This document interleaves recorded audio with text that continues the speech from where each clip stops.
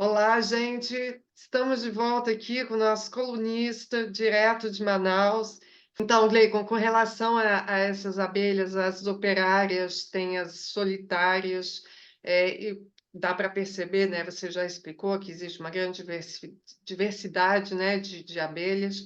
Queria que você fizesse mais ou menos um balanço, assim, né? Por que que existem as operárias?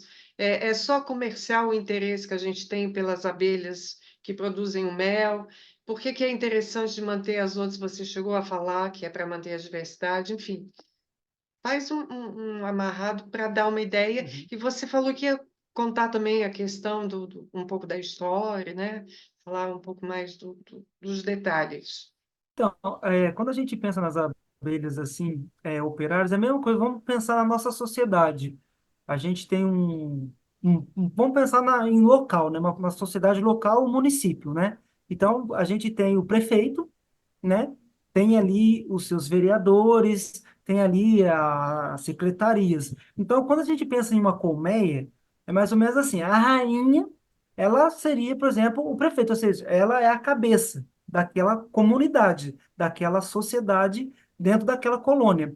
Ela que dá as diretrizes, ela que bota, ela que é a fértil, ela que coordena aquela colmeia. As operárias, elas se dividem, né? E isso vai depender muito das espécies e também do número de indivíduos. Uma colmeia mais populosa, ela tem mais funções, né? Isso vai depender da espécie. Então, por exemplo, ela pode ser o estágio de vida dela, ela vai ser uma operária que faz a limpeza interna, tem a operária que é a guarda, tem a operária que alimenta a prole, né? Que são ali as abelhinhas que estão ali para nascer, e tem as operárias que alimentam a rainha. Então, elas são muito bem divididas. Então, as funções das operárias é muito bem pré-determinada. Então, cada operária em determinada idade, dentro da colmeia, ela sabe exatamente o que ela tem que fazer. As operárias mais velhas vão ensinando ela, e quando ela se torna uma operária mais madura, mais experiente, ela vira campeira. E campeira é uma das principais, ou talvez a principal função, que é o quê? Buscar alimento, buscar recurso. Nem sempre é o néctar para produzir o mel, né? Ou o pólen que se alimenta como fonte de proteína, mas para ela estar trazendo recursos para fazer o quê? A manutenção da colmeia. Porque é que nem a casa da gente. Se a gente não cuida, ela vai ficando velha, vai caindo, e chega uma hora que ela acaba sendo abandonada. Agora, na colmeia, ela é uma construção constante, né? Uma manutenção constante. Então, Agora, qual é a diferença? essas campeiras são as polinizadoras? São as polinizadoras, exatamente isso. Por isso que eu destaco como talvez uma das principais funções delas, né? Pensando tanto para o meio ambiente como para a gente também, porque isso influencia na produção de alimentos. E as abelhas, muitas pessoas não sabem, elas são os principais polinizadores do mundo. Existem outros, como o beija-flor, morcego, tem rã, que já descobriram na Mata Atlântica, que fazem polinização. Tem vários outros insetos que fazem polinização, mas as abelhas, elas são responsáveis por até 70% de tudo que é polinizado. Ou seja, a cada 10 plantas que produzem frutos, 7 as abelhas são responsáveis diretamente pela polinização. Aí é onde que entra também as abelhas solitárias. Elas são extremamente importantes para esse processo de polinização, tanto na natureza, assim como para produtos de interesse econômico, né, do ser humano. E respondendo também o que você disse sobre a produção de mel, muitas pessoas têm sim o objetivo de criar as abelhas como produtoras de mel. Isso se deu assim mais ou menos no século XVIII, que ficou mais forte, século XIX foi melhorando as técnicas. Mas, na verdade, há registros que dos egípcios, né? Ninguém sabe exatamente onde, mas quem que criou essas técnicas que a gente usa até hoje foi há cerca de 4 a 6 mil anos atrás, com os egípcios. Só que o registro mais antigo que a gente tem, que são das cavernas, ali na região de Cantábria, ali na Espanha, né? São registros de 25 mil anos que o homem coletando favos de mel, mas de forma assim técnica, dele criando mesmo, que começou a ficar algo mais profissional, foram com os egípcios. Essas abelhas que produzem mel, aqui no Brasil, essas abelhas, Uhum. elas foram introduzidas ou elas surgiram aqui também? Porque você falou do Egito, você falou da Espanha. Então, aqui no Brasil, certo? Aqui no Brasil, a gente tem o exemplo da Apis mellifera, que o pessoal popularmente chama de abelha africanizada, mas na verdade ela é uma espécie híbrida que foi introduzida especificamente, isso lá assim há muitos séculos atrás, desde o século XVI, XVII, quando os portugueses já estavam no Brasil, né? Já trouxeram também algumas colmeias. E qual que era o intuito? Como era um país tropical, essas abelhas se adaptaram muito bem. Então, teve um momento que eles hibridizou, ou seja, cruzaram essas espécies, a da África com uma espécie da Europa, para ela ficar menos agressiva. Só que aqui no Brasil, a gente tem sim abelhas nativas que produzem mel. E alguns especialistas da área que trabalham com produção de mel dizem que esse mel ele tem uma qualidade melhor, porque essas abelhas nativas elas vão em plantas silvestres.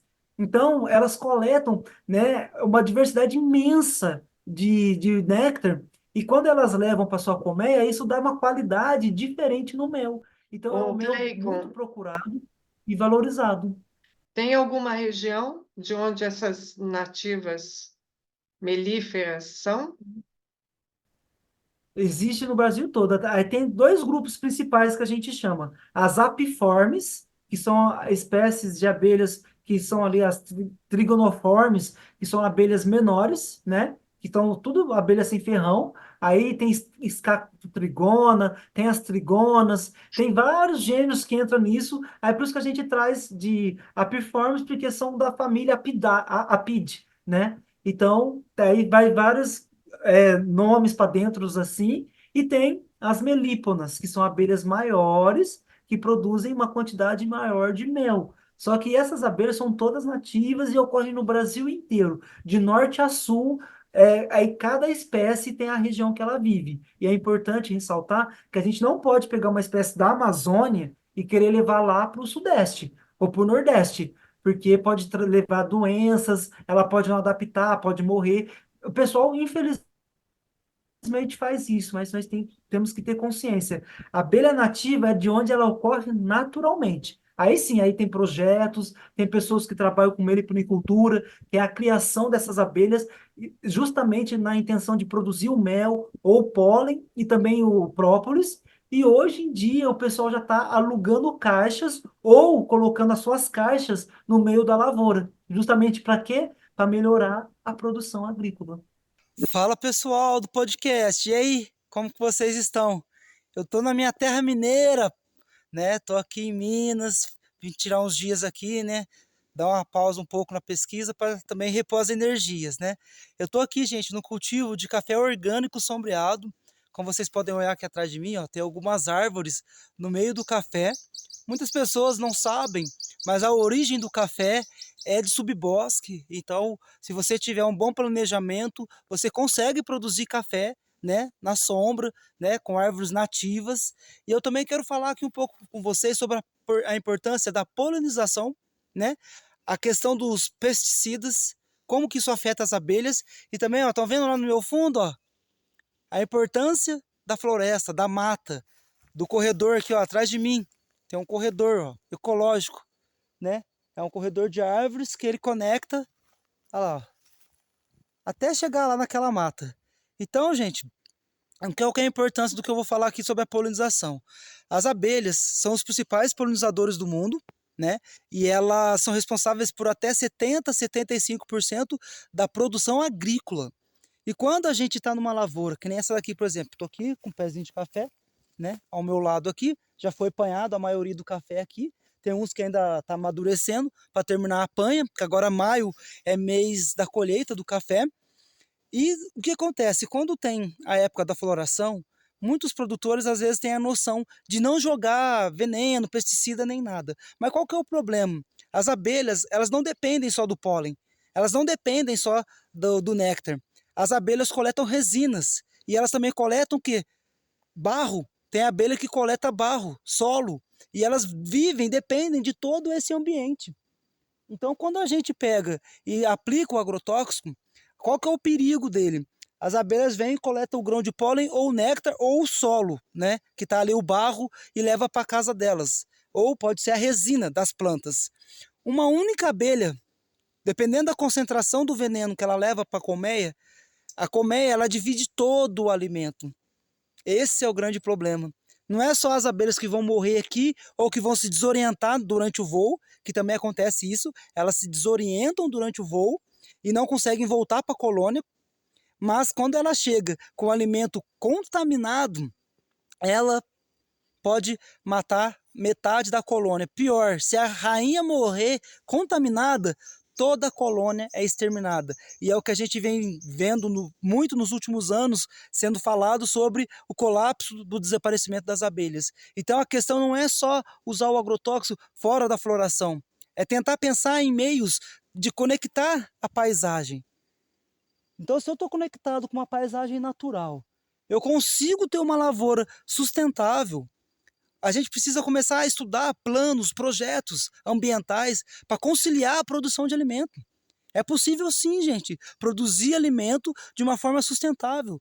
Porque olha para vocês verem, eu estou aqui numa fazenda de café orgânico e sombreado ainda por cima. Então isso beneficia os polinizadores, isso beneficia o produtor rural, assim como beneficia a gente que vai consumir esse café. É um café garantido, é um café sem veneno, né? E além de tudo, a gente pensa na sustentabilidade para o futuro. Hoje eu consigo produzir, sei lá, por exemplo, 30, 40 sacas por hectare, dependendo do talhão. Então, por que a gente não tenta pensar cada vez mais na natureza? Como a natureza pode ajudar? Como esse meio natural que está aqui pode contribuir para o homem? Então a gente tem que pensar sobre isso. E esse tema a gente vai estar detalhando ainda mais no nosso podcast sobre esse tema. Um grande abraço e vamos juntos, gente. Poderia ficar muitas horas falando assim, mas eu quero só destacar assim, para a gente ter um maior cuidado, porque mesmo quando eu vou falar com pessoas que estão ali vivendo dentro da floresta ou que têm o contato mais próximo, né, dos insetos, dos animais, que tem muitas abelhas que parecem mosquitos. Então a gente tem que quebrar um pouco o paradigma de achar que todo inseto que parece mosquito é praga, sabe? E ainda assim tem mosquito que é importante para a polinização. Né? Como eu falei, tem vários insetos que às vezes está ali na flor, você acha que está prejudicando, mas não, ele está ajudando a flor a reproduzir. E a gente, com o tempo, ter um olhar um pouco mais apurado, né, para quem é leigo, procurar às vezes livros, revistas que hoje em dia têm catálogos que mostram um pouco as abelhas nativas, para a gente saber olhar para uma abelha. Ela é sozinha, porque a gente tem o costume de achar que a abelha vai voar sempre junto. Mas não, a maioria delas voam sozinhas. É Ah, isso que que eu queria pensar em bacana, relação às muito abelhas bacana isso solitárias. mesmo, né? Porque sabe o que acontece? O que eu acho impressionante? A gente perdeu o contato com a natureza. Então a gente estranha, né? Olha, a Exato. minha filha, ela tem medo de mosquitinho.